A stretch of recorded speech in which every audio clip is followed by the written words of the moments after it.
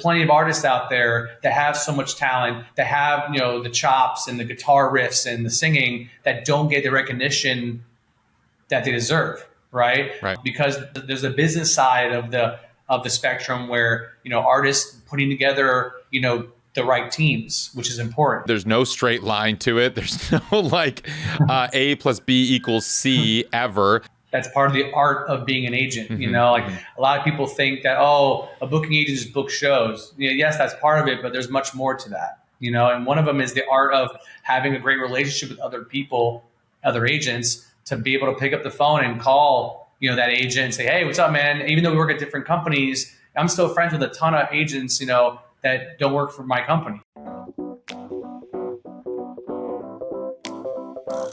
What's going on? Welcome to the New Music Business. I'm your host, Ari Herstand, author of How to Make It in the New Music Business. The book, 3rd edition, is out now in all formats, hardcover, ebook, audiobook, however you do the book thing.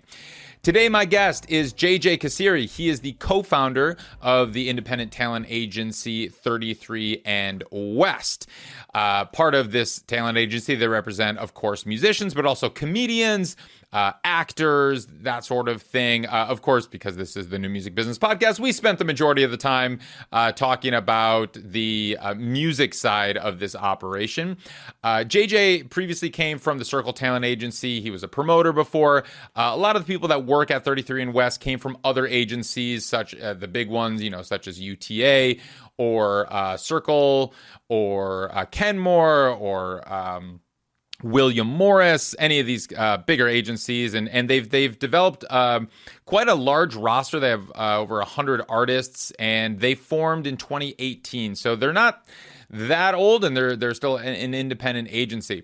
Their corner of the market that they kind of, I would say, have a large proportion of artists on the roster is kind of in the hardcore punk metal scene, and that's kind of their roots, where they got started, and where they have a lot of the artists still in that realm. So, we talk about that scene. We talk about support tours, how to land a support tour. We talk about his thoughts on tour buy-ons, which means artists paying to get on a tour, which I am not a fan of. I don't support that practice whatsoever, but you'll be interested to hear his response to that topic of discussion and what he has to say about it. We talk about how he negotiates and works with promoters and buyers and that relationship, and how to go about, setting up these tours and how to negotiate these. We talk about his opinion on merch fees and what his approach is with that, and rather all the expenses, all the fees that venues and promoters tack onto these deals, and how he approaches, getting the best deal for his artists. So it was a very in-depth conversation. We started high level, and then we got kind of more granular until the very end, where we were really just getting to like line items on deal points and breaking those down. So this is an educational episode for sure. If you're interested in the live space and kind of how agents are working these days, how it's working, especially in this market, this is going to be a fascinating episode for you. Check out 33 and West and all the artists that they represent on their website. You can just visit. It's, let me get the right one here. It is 33 and, you spell it A-N-D, west.com, or they are on Instagram. You can also find JJ on Instagram. That's just at JJ Cassiere. And you can find all of us that make the show happen at Ari's Take on Instagram, TikTok, X, and Threads. You can find me at Ari Herstand on Instagram and Threads. Visit aristake.com. Get on the email list. That's where you're going to get the most relevant, up-to-date information about the new music business. We'll ping you every time we got a new episode and other important information, articles that I write for Variety, for Ari's Take, all of that. You'll get on the email list, and we'll send you all of it. And but pause the episode right now. If you could just leave us a 5-star review on Spotify or Apple Podcasts, or subscribe on YouTube. Follow us wherever you're listening to this. Just hit the subscribe button, hit the follow button. That really helps. All right, let's kick into the show. JJ Cassiere, welcome to the show.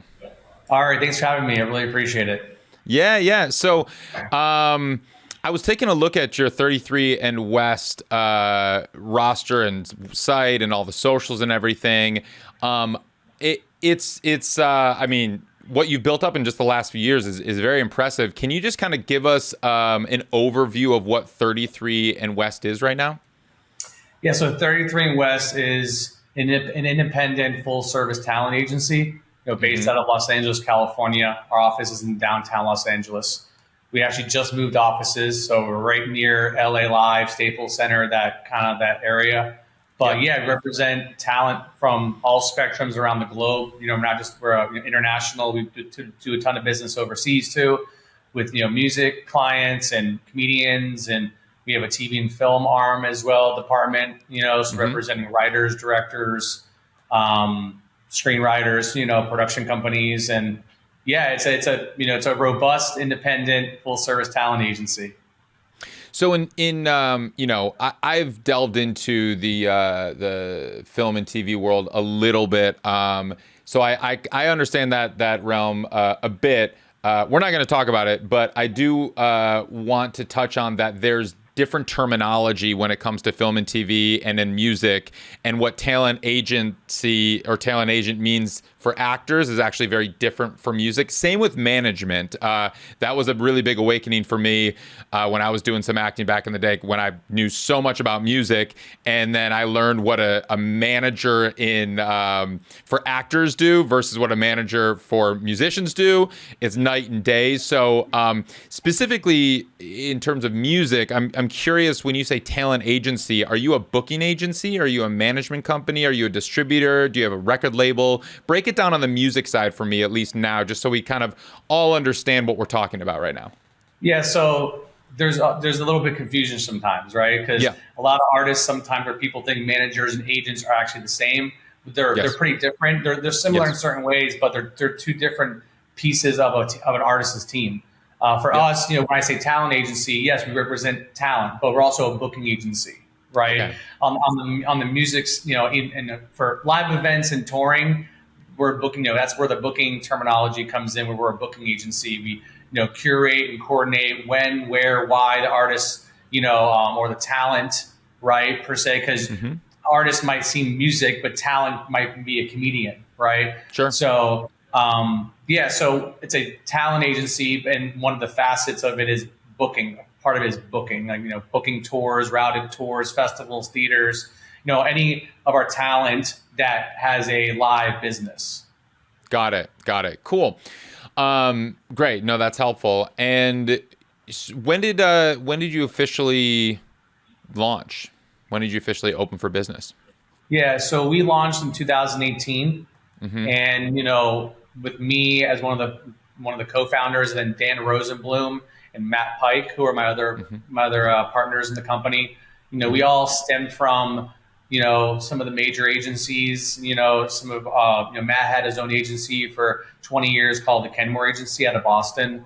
To kind of rewind a little bit, I'm from Florida. Dan's from Florida, and Matt's from Boston, and we all had our own kind of small independent booking agencies, and then kind of made our way through, the roller coaster journey of a ride of the entertainment world it is. And, worked at, Dan was at UTA, and I worked at the agency group, and, we all met up at a company called Circle Talent Agency at the time, which was, the prominent independent, more electronic DJ agency. And that's when we all kind of came together. I went there first to head their live department, which meant, all the artists that were not DJs.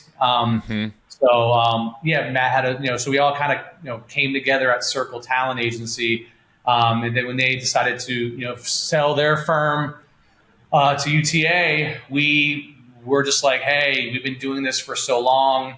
We had about around 100 music clients at the time between the three of us, and they all were pretty much coming with us. So, it really was a testimony of who we are and our relationships, and, how hard we work for our clients and our managers and the community as well. So we decided, hey, it's time to do our own thing and rip the Band-Aid off and, we launched in 18 out of my apartment in Wilshire and La Brea, where where all the crazy construction's going on with the subway. And then just got the office about 8 or 9 months later in downtown Los Angeles, which we first were at on 8th and Santee, called Santee Alley in the Fashion District area. And then January 8th, 5 years later, 5 years from then, we opened up our brand new office that we're in currently right across the street. So it started with the three of us, and it, from music, and now it's, become a, full service independent talent agency with, plenty of people that have worked at other companies. Peter DeSantis, who was at UTA, who headed their music and comedy crossover department. So clients who are talent that has aspirations for on-screen, aspirations, we can service them. A ton of other agents here that have, Shan Patrick worked at CAA. You have Ian Fintac, who was over at APA and ICM, and I met him at the agency group. Daniel McCartney just joined the company from UTA. I saw that. We had Daniel on the show actually not too long ago. Yeah. Oh, great. Yeah. So, Jim Sennett, he was at William Morris. He's one of our coordinators. So, we all kind of most of us have come from some sort of story from before 33 and West. And, now we have a great stable of people, and we keep growing, and it's been a great journey to put ourselves around good people per se, right? Yeah. With your music roster specifically, is there a corner of the industry that you say you kind of live in, or have a larger kind of proportion of these kinds of artists, or is there kind of a genre or style or culture or something that your music roster more or less embodies, that people know you for? Yeah, so we came from more of the hardcore metal punk community, that Warped Tour scene, I guess you want to call it. So I was a promoter from West Palm Beach, Fort Lauderdale area. So I was a promoter at first, and Dan was a promoter up in Tallahassee. So, we all the three of us stemmed originally from the more punk oriented metal world. And we still have a ton of artists in that space, but throughout the years, it's just, as time goes on and you get older, and, I still love metal and love the community and love people and the Warped Tour and all that scene. But eventually you eventually want to try, representing all sorts of talent and musicians and even comedians, so, but we stemmed from that scene originally. Right. Yeah, I noticed that on your roster, but I was curious because I'm not deep into that scene, and I'm not super familiar with it, but I'm fascinated by it, and I can respect and appreciate it. Where do you see kind of the genre and culture is these days, and are you bringing on newer artists within that world, and is it as thriving as it was in like the Warped Tour era? Yeah, I mean, I think all genres go through kind of this, what's what I'm looking for, this. It's circular. Yeah. It's kind of like cyclical. This, yeah, exactly. So you have where, years ago, maybe hip hop music wasn't really where it used to be. And now, maybe hip hop's not at the top like it used to be anymore now. Cause, punk and metal and emo music is resurged. I mean, you got it's really has resurged. When we were young was a big part of that. And even Machine Gun Kelly coming out with his album that he came out, he kind of transitioned over, and that kind of broke open the ice a little, broke open the world too. And, so I think it's stronger than ever, but I think what I meant is a cycle, right? Every genre has kind of this cycle of, and I think it has to play into, society, culture, where we're at, and just in life, nostalgia, all those nostalgia bands are coming back. You're seeing all these bands that haven't played shows and toured in a while that are now playing shows, and you're like, oh my God, they haven't toured in 20 years or 15 years. And, You're starting to see all these throwback bands coming back. And, I think that scene, especially even heavy metal and death deathcore and all the really heavy music, it's back. It's definitely back stronger than ever. And, it's great to see that, Yeah. I saw, I totally get the nostalgia factor with like the When We Were Young festival and those, bands that are having resurgence. But, I was looking at your roster and, even some of these like younger, newer artists are participating in the genre, and in a real way. Like I saw you just brought on, Thanks So Much, and it's like these artists are kind of in that realm a bit, the kind of that metal core punkish rock, scene, I suppose. And are you seeing that like kids are kind of getting into this, is that where the resurgence is coming from, or is it more the nostalgia 30-40 somethings? No, I think it's a mixture. TikTok really helped, to be honest, too. Helped in a lot of ways with a lot of genres.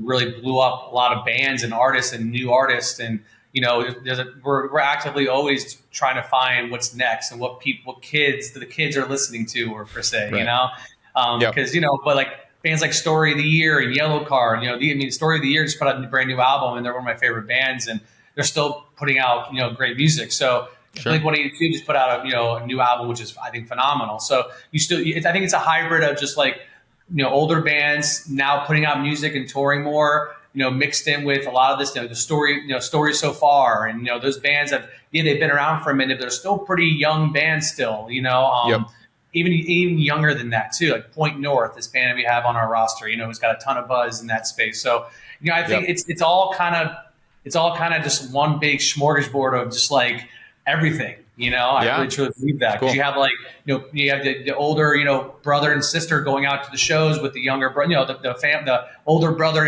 you need to come to this show to see this band, the younger, I'm older now, like the young generation around me, like, oh, listen to this band. I'm like, oh, cool. So I think it's a symbiotic, Yeah, no, that makes a lot of sense. When you're looking for artists to bring onto your roster, on the music side, what do you look for in them specifically?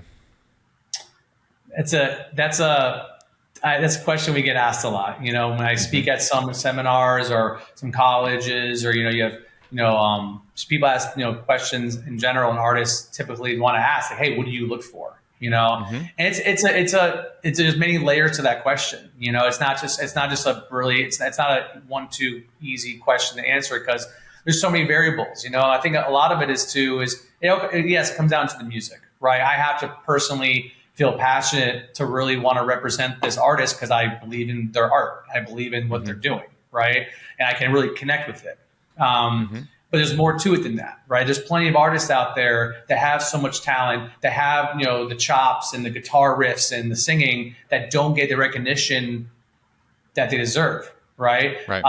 Because there's a business side of the spectrum where, artists putting together, the right teams, which is important. And for me, not per se, it's a mixture of if an artist has a really good manager that I'm maybe friends with, that I know has history, that will come to me. So a lot of it's referral based sometimes too.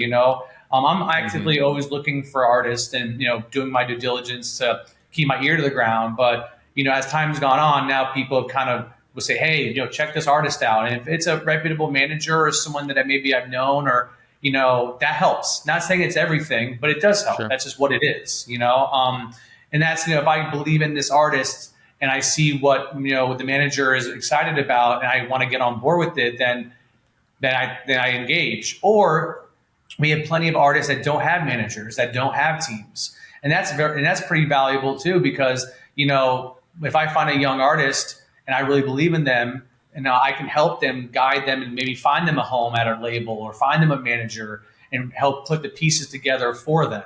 So, back in the day, I felt like it was pretty old school, where if you found, or like, if you came across an artist and they weren't signed, or they didn't have those pieces, it was like, oh no, I don't want to deal with that. Now it's more fruitful to actually find an artist that has no baggage or has nothing really tied to them, that's kind of fresh. So you can kind of start from scratch and really, for us, it's about the white glove service, getting in the cut and, getting in the, front lines with these artists from the very beginning to find them a team that you can trust too.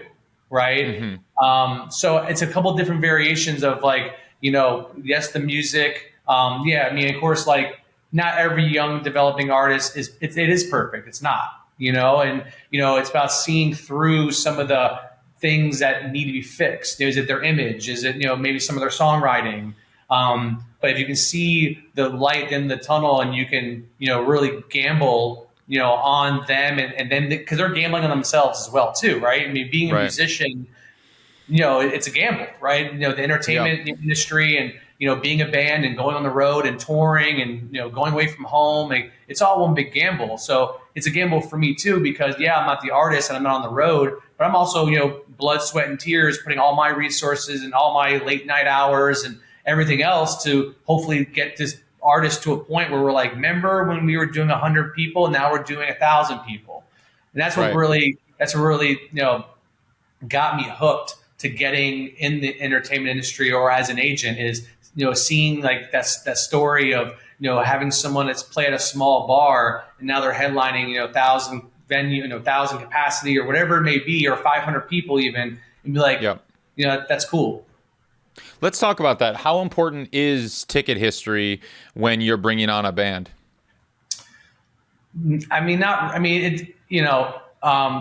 much, listen, if it's a young band, as the agent, you have to have your expectations, right? If you're going to talk to a young artist and they have very minimal, touring history, then there's probably no ticket history, but you see the music, you see the music videos, or you see what they've been doing on their own. And you're like, okay, like the tickets can come later, not come later, but touring can come later, right? Where, sometimes you got to really dial in what the actual, finding what the band is and what they want to be, like there's before you actually can run and start playing shows, So a lot of times we sign artists that, play minimal shows, but then you work with them on other pieces of their business or of their band to get more dialed in before they start hitting the road, which is that more music? Are they not putting enough content out? Is there new photo shoots we need to do? Is there a new branding we need to go over with their logo? And, so ticket history is not everything. Now, if I'm talking to an artist that's a bigger artist, right, that's been established and, let's say has an agent and is not happy and wants to change an agent, or someone who's a free agent who doesn't have an agent and is looking for a home, but they've been around and been touring, then there's those questions that we ask of like, doing our due diligence to research what their business is and see what, and does that match their expectations, because, and if I feel the expectations are maybe too high for what I feel is right, or, I might not want to work with the artist because they might not be on the same page, so there's a bunch of different layers to some of this stuff, Sure. Let's talk about building a younger, kind of newer artist.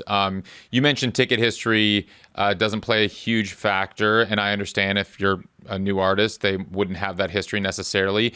How do you approach building with them? The industry right now is so obsessed with social media, TikTok specifically, these short form videos, as a live booking agent that is focused on the live space.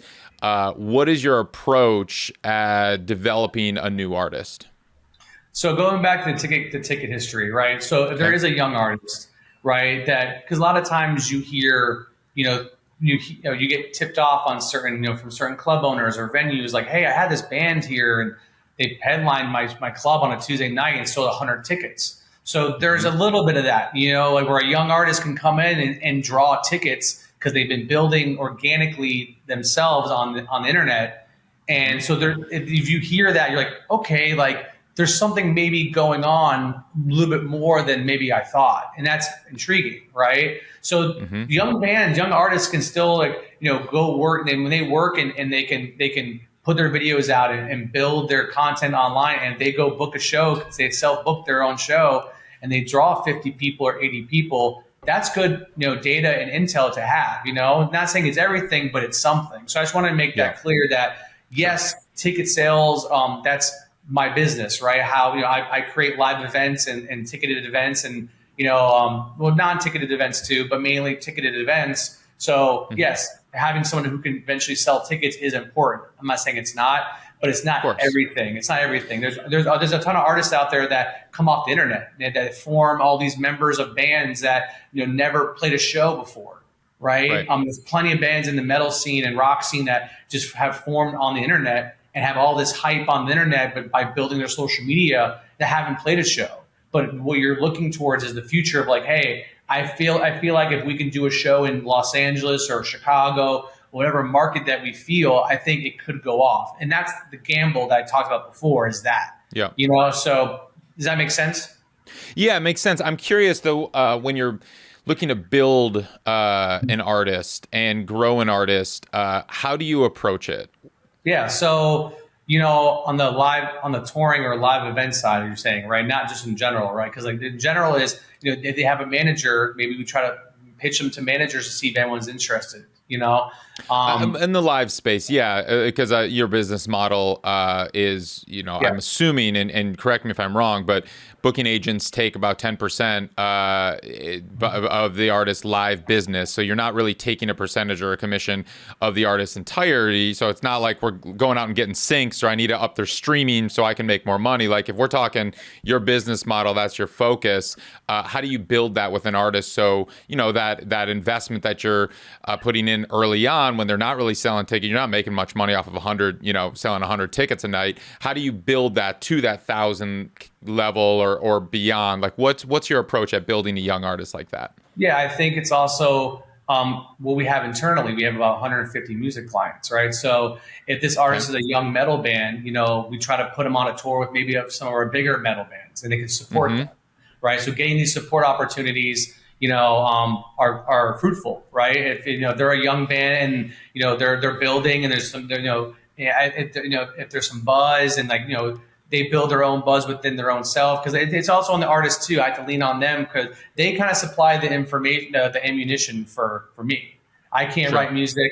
I can tell you maybe how the photos should look or the vibe. Like I can give you my wisdom, but when it comes down to like that, the ammunition, the nuts and bolts, it's hard. I have to trust them. But once we get to that point, going out and trying to get them support tours and maybe try to open up for bigger artists that we have internally. Or not even touring yet, right? I think it's a lot different now. Where back in the day, if you were a band signed to a record label, you had to tour, and really hit the road hard. And I'm not saying touring is not important, because it is. That's the first line of real marketing, in my opinion, because now you're talking to the fan at the show in person. That is the number one marketing for any artist, is to play live events, in my opinion. Yes, and the digital is important too. So it's about packaging, maybe try to get them on tours or other tours that we have, or other agents that we know have tours going out, or not touring the band immediately, letting them still put out content, just keep kind of building. I've had it where I've signed an artist and didn't book a show for 6 months because they had a ton of, content coming out. They had videos. They're very self-efficient, and that's one thing I look for. When I work with a band or an artist, that they have to be self-efficient, because this is their career. I can't tell them to get up off the couch and write music and invest into themselves. So if that's all teed up, it's like, hey, maybe don't tour yet. Let's keep building this data. Let's keep putting videos and get the views up, and then look at the analytics and say, okay, which market do we want to hit? Do we want to hit Arizona? Where are you guys from? What's your hometown to really plant our flag in? And then maybe do our own headline show in a small club and that, that can be fruitful too. So you're not, yes, a big support tour could be great, but also paving your own way is very fruitful as well. Yeah. Let's talk about support tours for a minute. What's your opinion of tour buy-ons? It's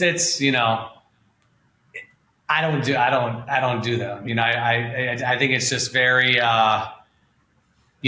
it's tough, because you have artists that might have a leg up on another artist that has money, that has more funds because of what their situation is. I'm not a huge believer in it. I think if an artist has, it also depends on where the money's going towards too, to a certain degree. There's sometimes these bands will contribute, a marketing contribution that the tour really uses for marketing and going towards ads and marketing. So like that could be a thing. But when it comes down to a band is solely paying because they want to be on a tour, it just doesn't really sit. It's tough to sit right. It's tough. Yeah. So is it safe to assume that you don't, none of your bands or the ones that you're working with participate in that practice of either selling opening slots or buying on tours to support? Yeah, no, my artists don't buy onto tours. Okay. They get the tour. They get the tour because they deserve it. Cool. And none of your artists will sell their kind of opening slots, your headliners? Not to my knowledge. But no. I hope not. No. Yeah, well, in hip hop, it's a thing where guys do that. It's very common for rappers and hip hop artists to sell. That's just the real of it. A lot of them sell slots, and guys show up and play, and the promoter's like, "Yo, like, what's going on right now?" But when it comes down, from the rock world, or it happens out there. But my clients, no. Yeah, no, that's good to hear. It happens in the metal world too, quite a bit. Yeah. I have across the music industry, what I've seen is it's most prevalent in hip hop and in metal. To be honest, I don't know why it's these two genres and it's not really in the other genres. And I agree, and I appreciate that you kind of differentiated between a straight tour buy-on where somebody is literally paying the headliner a set amount of money to get on a certain number of dates, and the headliner in return provides nothing, no spot on the bus, no hotel rooms, literally nothing except for the opportunity to play before them, maybe even first of three before them at a show. That's a really big different situation than, for instance, like participating in expenses or something like that, where it's like, okay, you can hop on the bus, it's going to be hotels, we're going to do this, there's going to be marketing, and we're going to need X amount, but you're still getting paid a couple $100 a show to open it, but we need this, these expenses covered. There's a big difference there. Correct. There's a big difference, and like the band does a buy on, and they're actually also getting paid a small guarantee to hopefully offset a little bit while the money's going into marketing. That's a little more tolerable than like, hey, like you're not on the flyer, like no one knows you even exist. Like that's wrong, So it depends on the situation, but I think we're on the same page. Yeah, and we've heard these horror stories of bands that have bought on tours, and they're just like treated with the utmost disrespect throughout the process because they're there for their money. They're not there because they, the other bands on the bill, the headliners really like them. The value proposition is very different, and they're treated very differently in that situation. So not recommended. No, and I get asked I get emails all the time from just random rogue people like, hey, band I manage has 10K. Can we buy on? I don't even respond to that. I don't. Right. I just think it has to also come from if I did do that, it had to come from a very reliable source of like someone who I trust, and the band has like there's something going on, right? Like the band is working or they're playing shows and like they are kind of streaming. Like there's something to it. It can't just be just like this band. Like there has to be some sort of art to the band still. It can't just be some band doesn't have their shit together. Sorry to curse. Can we curse on this? Yeah, we can curse. It's a podcast. Fine. Not live on the radio. Yeah. Cool. So in terms of these let's say ethical support tours and slots and all of that, and what you deal in typically, what is your approach, or maybe let's just say for the artists out there, the managers out there, maybe even some of these younger agents out there listening to this, when they're trying to get their artist as a support act on a tour, what is the approach? What do you recommend that they do when they see a tour or an artist or something? How do you get your artist as a support act on a tour? Yeah, I mean, it comes down to a relationship with the other agents, and it's the Okay. agent's job to really call around and, find out what they're working on. That's part of the art of being an agent. Like a lot of people think that, oh, a booking agent just book shows. Yes, that's part of it, but there's much more to that, and one of them is the art of having a great relationship with other people, other agents, to be able to pick up the phone and call, that agent and say, hey, what's up, man? Even though we work at different companies, I'm still friends with a ton of agents, that don't work for my company, that met throughout the years. So it really comes down to, a big part of it is the relationship of finding first the intel of if that band is touring first, right? Now, if a band wants a support tour, then usually the manager and the agent will create a hit list. Hey, what bands do we want to target that really fit that for what fans we want to try to target? So we put a list together and say, okay, if I have a young metal band, they, let's check out what Suicide Silence is doing, or let's go check out what Carnifex is doing, and Converge, or whatever artist we want to try to target. And you would call the agent, reach out to that agent. Hey, what's up, man? Hey, Jenna, is Converge touring next year? Oh yeah, they're gonna tour in the spring. Oh, okay. You know what the dates are? Okay, cool. Can I send some ideas?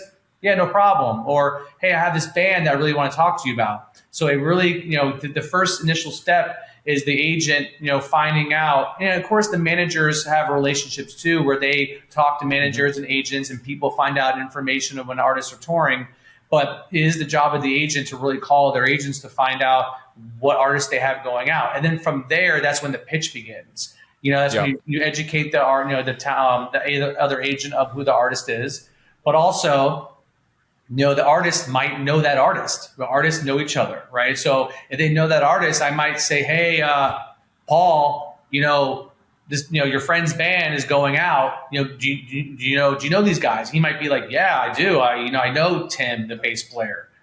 Okay, well, maybe throw him a text. Hey, dude, we submitted for your tour. We'd love to tour with you guys. So some of that. So once the submission happens, then from there, I tell the manager and the artist what we've submitted for, and then we try to figure out different angles to who, does someone know the manager? Does somebody know the other? Does someone know the band member? Is the attorney friends with our attorney? So you kind of hit from all different angles to try to get the support tour. Yeah, the first initials, the agent getting the intel, but from there is the team, with the manager, me, and maybe even the attorney or even the label. Hey guys, we're pushing for this tour. They'll call that manager. They might have that manager might have a band on their label as well, and use that angle. So it's one big team effort to try to get a support opportunity sometimes. Or a lot of the times these headliners, they know what they want, and some bands have to understand that. Some bands don't want, or artists don't understand. Oh, I didn't get that tour. Why didn't I get that tour? And I make perfect sense. Or this artist got it over me. Well, because that headliner likes what they liked at the end of the day too. They make the decision. Yep. We have so much control, but some of these older, not older, but older or headlining artists, they like what they like. That's it. There's not, or some of them are open to like, let's put a band on there. We don't know that's younger, or, some artists only want to bring, maybe a female fronted act. They don't want females, there's certain things that, headliners have in their head, because they're curating a show for their fans to enjoy as well. And if your band doesn't fit that and what they feel is right for their show or their tour, then it doesn't make sense. You could be drawing tickets and streaming and all this stuff and still not get a tour because that headliner made a decision that we want to pick this band for our tour. Some artists sometimes get upset about that, and it's like, guys or girls, this is, at the end of the day, it is their decision. We'll do everything we can to our ability with our relationships and to supply them all the information that we've been working hard and drawing and this and that. But at the end of the day, it comes down to that headliner saying, we want to pick that band. Yeah. Yeah. No, that's the great perspective. And I like hearing that, all the different approaches that you need to take, and that it's not just one phone call or one email. It's you're working all different angles. And it is very, as the music industry is, it's very convoluted. There's no straight line to it. There's no A plus B equals C ever. And you mentioned something, you're talking a lot about calls, and especially with the younger people listening right now, I'm curious as an agent, Do you do more business on the phone, over email, over social media, over Zoom? Like, just break down the mediums that you work in. And if this was like a pie chart, what is like the percentages of different mediums that you work in as an agent? I was taught to pick up the phone, and I know times are different now, and paper trail's a thing. Yes, if you want to put in an email to make sure you're in writing, but most of the real deals in my career come from the phone or in person. If you want something, then you will pick up the phone. And you know what? If it's that important, someone will call you, right? Is how I look at it. But when it comes down to, how much business we get done between each communication, email and text. I mean, you can tell my staff, you can ask my staff, we are very big on pick up the phone. If you want something, because when you read that email and someone comes across and says something to you and you read it in a way that they didn't say it, that's how we're going to set the tone of how you're going to respond to them on email, right? Instead of trying to assume or fester about someone who wrote something to you in text or email, call them and say, if you need another $500 from the promoter to pay your band, you pick up the phone. And there's guys and girls, like Erica down in San Antonio and all these promoters I've been dealing with for 10, 15, 20 years. I've gotten to a point with them where, of course, there's the trust built, but because I put the time to make it's a relationship. It really is. I talk to some of these promoters and venue owners and artists more than my own wife. Because it's what it is. Because or my own family, or I see them more than my own family. So yes, email is important, and people need to see stuff in writing and. Text, of course, as we evolve, technology is what it is. But when it comes down to it, I hear people out there, oh, this person's not getting back to me. Would you call them? No. Well, call them. And then they call them. And 9 times out of 10, you might get what you need. And if not, at least you got close to what you need from that person. And you created that relationship with them. So now they know there's a voice at the other end. And that's important, That's why during COVID, when we were just Zooming, I was driving myself insane. I'm like, I need to get out of this house, because I was built in an office, in person, seeing each other, collaborating together, bringing people in that we want to see in person to our office, and using the horn to set up meetings to see each other. Like that's just how I was built, and that's how I believe that. Where we're at as a company, we wouldn't be as successful where we're at if we were remote. I truly believe we're at where we're at because we're together under one roof. I was going to ask you about the office, because there's been a lot of that discussion around coming back to the office after COVID and the hybrid work situation, the remote situation, especially for your line of work. It seems like it could be done remotely, considering, the vast majority of the business that you're doing is probably with promoters that are not located in like a distance that you can see them in. But that makes a lot of sense that now you have why you're prioritizing the office, I suppose. Well, yes, it's bringing the computer and traveling with it, and you can book shows. Yeah, remotely, of course, you can book and generate money by emailing and picking up the phone on your cell phone still, right? Traveling. But when it comes down to the office culture and the camaraderie and the ecosystem that we created here at the company, with the young staff, because it's important for us to be here to nurture and to guide them and give them the keys, and I think if we were all remote, especially during COVID, but let's say we were remote right now, we wouldn't be where we're at right now, because for me to go talk to one of my employees and walk over to see her and say, hey, you didn't do this right, or you did this right, this looks great. It's much more stronger and more lucrative than I pick up the phone, or they didn't pick up the phone, or hold on, I'm in the kitchen. And no. It's just in the booking agency or talent agency, world, there's so much information being traded so fast and current and in real time. If Coachella or Lollapalooza or when we were young, these buyers call and they want to know, hey, who do you got? instead of me trying to call someone who's at home that might be, in the bathroom or, or in the kitchen getting chips or whatever the hell it may be, I can walk over to my team. Hey guys, listen, Paul Tillett or Houston Powell or, Jeffrey Schumann, these buyers called, they're ready for submissions. What are we doing? Let's strategize. Yeah. And we've done that and we've executed like that, and it will remain that way. I will not be a remote agency. I will not do it. Cool. No, that's great. And are you guys in the office 5 days a week? Is that the culture there? Monday through Friday, 9 to 5. That's our hours. All right. All right.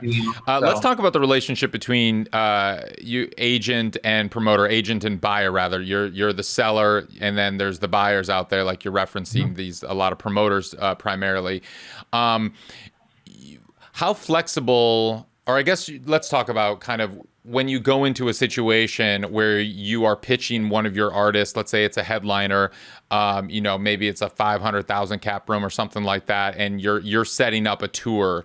Are you going for guarantees? Are you going for, door splits? Are you like, what is the focus at that level of a room, and how do you kind of set those tours up? And then what is that discussion like with those buyers? Yeah, I think every artist is different where, of course, most artists want a guarantee and, they want money up front so they can properly run a budget, right? And okay, the tour equals, $300,000 in guarantees, then you can work backwards from that. So, which, there's different variation of deals though. There's a standard split deal, there's a versus deal, there's a door deal, so there's kind of different variations, but a lot of times, because we keep talking about music, but we have a very big, very strong comedy roster, and a lot of comedians per se, and not saying music artists don't, but a lot of comedians per se play the percentage. They rather play the percentage game and get a higher percentage of the door with no guarantee because they know and are pretty confident of their fan base in that market. So it really depends on the artist. So if I'm calling a promoter, in Chicago. And again, this comes down to the relationship that we talked about before of, picking up the phone and going to shows and having that relationship with the buyer and the promoter, right? If I call someone and say, hey, I have artist X, routing through, I need August 20th, do you have the date? Yes, I have it. Okay, well, what do you need? And, I feel like at this point, a lot of the promoters trust. There's a trust, right? Because it is a partnership. Sure. It really is a partnership. Yep. It's the agents in the middle, kind of the shield between the artist and the promoter, right? We're in the middle here, making sure, yes, we are on the artist team. Yes, we represent the artist, but it's also very important that the promoter and the venue feel comfortable and also make a profit, right? So we're all in this together, right? So we all can keep moving, So at this point, I feel like I have a really great relationship with our buyers to say, hey, this is what I need, And then, of course, there's someone that, we'll go back and forth and we'll negotiate depending on has the band been there before? Had they toured the market? Is it their first time in the market? What have they done in markets maybe around that city? So there's a couple different, layers to a deal and why the deal is what it is. It's relationship based and trust with the buyer and me, but also has the band.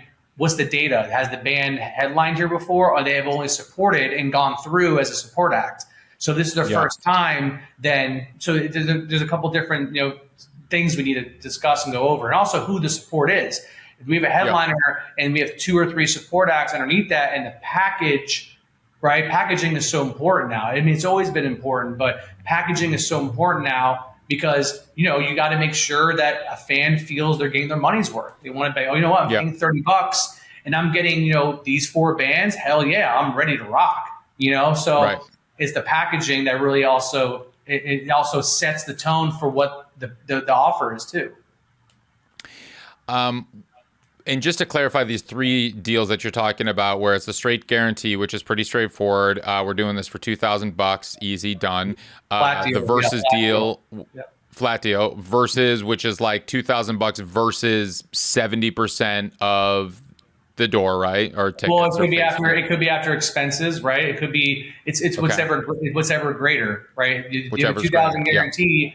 But if you're doing versus 60 or 70% from $1 or after a certain amount of expenses, it's what's greater. The band's guaranteed 2,000, but if the show sells out or does the business, does the percentage equal more than the 2,000? That's what the band walks with. And when you're doing those deals, or even like the final deal that you mentioned, which is kind of the straight split, which I'm assuming is just a straight 70% from $1 or after expenses, do you work to limit those expenses, or what kind of expenses do you allow in these kinds of deals? Yeah, I think it's when you're doing a deal that includes expenses, of course you're reviewing the offers, right? Each offer you review and say, okay, how much is the marketing budget? And a lot of expenses are estimated as well. When a promoter sends in a deal with expenses, a lot of them some are hard costs, right? Some are the rent. The rent is the rent. That's what it is. Security is security. You pay people to make sure people are safe. The catering budget could be a variable. Yeah, you budget $1,000 for the tour, but what if the promoter only spends $689? Well, the difference then goes back into the split point. It lowers the split point. So there are certain expenses that are estimated. Marketing. What if the promoter says, hey, I want to put $1,000 budget for marketing. Okay, you review the marketing plan, of course, and you go up on sale, and if the show goes haywire and the tickets fly off the shelves and we sell out. Well, if you didn't spend $1,000, which is let's say you spent $200, well, that $800 that again lowers the split point, so now it increases the artist's walkout potential. Do you audit those numbers, or who checks to make sure that they spent $200 instead of $1,000, so you're actually getting that $800 back? Yeah, you ask for, and that comes with the relationship, right? Now the relationship with the buyer and the agent. I've been doing shows with promoter X in San Antonio for 15 years. I trust her, and if she tells me I only spent $200, yeah, I could ask her and say, hey, I want to see your receipt. But I know her for so long. I do so much business with her. I trust her. So I don't need to ask for a receipt. Now, there are some promoters, I've never worked with before, very vaguely, or, here and there. And, yeah, you can ask for that. Hey, can I get the audit? Okay, cool. Can I get the invoice? Yep. Okay, cool. And they show you, they spend on their ads. Okay, it's legit,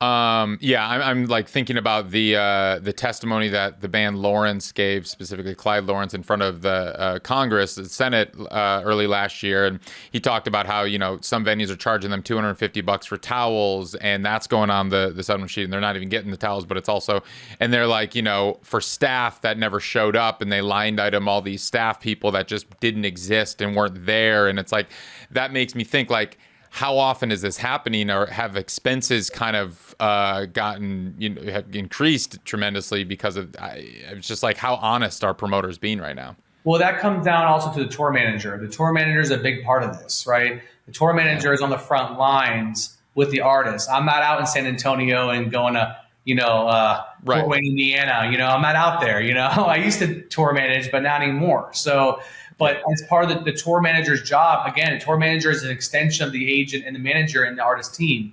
They're on the front lines with the deal memos and the expenses that we supply them and say, okay, they're staffing for 1,000. And a good tour manager, some are, tougher than others, or some are more nitpicky than others about like, all right, I noticed that we have $1,000 security, but there's one guy here. What's going on? Yeah. And that's where the tour manager will question at settlement. Right? Because remember, the offer gets confirmed and everything is somewhat estimated, right? Yeah. So the tour manager, a good tour manager will question the promoter and say, hey, I noticed, we have $250 for towels. Bro, there's 4 towels here. So there needs to be a sense of your tour manager to take control and say, hey, I know you budgeted this. Can I see your receipt? Because if not, then we need to adjust the split point. So if an artist doesn't have a tour manager because they can't afford it or whatever it may be, then there has to be someone in the band. Yes, if an artist doesn't have a tour manager and I see the settlement sheet, there's so many hours in a day. So to sit there and try to question towels for $100, it's very rare that's going to happen. But that's where the tour manager comes in on the front lines at the show. I'm not there, and they report back to us saying, hey, I did the settlement, I nicked this or I questioned this, and there's things we need to discuss after the show. Then I'll hit the promoter and say, hey, I see the settlement here. You paid the band X. But I'm being told, dude, there's nothing, there was none of this, none of this, none of this. What's going on here? And then I will question if I need to get receipts, right? Nice. But that's the white glove, hands-on approach that we take with our clients. That we do that for them. We are in the cut with them, and scrappy. And I used to be a promoter, so I know. Some promoters do pad expenses. They do that. Yeah. All right. Yep. And that's how some of them, have to get by. They spend $100 on staff. They might tell the agent $200, and sometimes it just makes it through, Yep. Yep. How often are you seeing merch fees from the venue or the promoter these days? Like a split, I know merch split where the there's venue. been always a lot of arguments, and as a recent, a lot of artists coming out, being vocal about venues taking merch rates. And from a lot of venues, even though since all this uproar about merch rates, a lot of them are like sticking to their guns, saying this is what our merch rate is. If you want to play in our venue, this is what our merch rate is. But there are a lot of non-negotiable. Yeah, again, it comes down to the agent and the relationship with the buyer, the promoter, and the venue. If I'm doing a lot of shows at this venue, and I'm doing 15, 20 shows, 30 shows a year there, and we're rocking, you don't think I'm going to be like, hey guys, I need a better merch rate, because I'm funneling in a lot of talent, that's where you use your clout per se, or you use your relationship. Like, hey, I'm doing good business with you. My artists should not be getting 80-20. So it comes down to the agent really fighting for their artist and hopefully having the relationship they have. But also, there's some venues that don't give a shit, and they're like, we love you, we love your artist, but this is our merch rate. Sorry, dude. Like, we love you, but this is what we're doing. This is our policy. So it's at that point, do we play that venue, which might be the marquee venue in town, or do we go across the street to a venue that's newer and no one really knows, the production's not as good? You got to pick and choose your battles, maybe. And you can battle so much when it comes to merch rates. At the end of the day, the artist needs to make a decision on what venue they really want to play, to give their fans the experience they want to give them, right? Is that a conversation you're having with your artists because of this uproar primarily over the last year and the Live Nation initiative, where 75 of their venues did away with merch fees completely? I mean, are your artists asking about that? Hey, we only want to play venues that don't take a percentage of our merch? No, a lot of my artists really haven't done that. A lot of them, I think, trust me and trust their team to put them in the right venues they should be playing. So I haven't really received many artists being like, we're not playing these venues unless it's this. Like, I think a lot of artists, while they have to just deal with it, and and hopefully we fight for them to get the best merch rate possible. A lot of them just want to stay busy and work. They want to play these venues. They want to go to the House of Blueses and all these these perception rooms that give them the perception that they want. So cool. Some artists are, again, of course, no artist wants a merch rate. No one wants to pay a merch rate. But if it was as easy, as that, then it would be. But it's not. Mm-hmm. Right on. Well, JJ, this has been a very informative and helpful conversation. I know that everybody listening to this has really appreciated the wisdom that you've brought and all the insight and transparency that you've brought as well. I have one final question that I ask everybody who comes on the show, and that is, what does it mean to you to make it in the new music business? Well, it's really important. I've been doing this for a long time, about 15, 20 years now, 17 years at this point. And, I feel like, being part of the new generation of the music business, of course, keeping some old school mentality with some of it, but also a new forward thinking of how, how people are treated and staff and artists and just the whole new regime of where we're at today. I feel like, I'm grateful to be here making a living off, what I love doing, so it means a lot to me.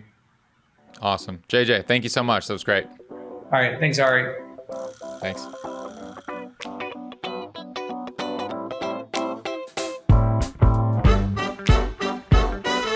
Today's episode was edited by Mikey Evans with music by Grassroots District and produced by all the great people at Ari's Take.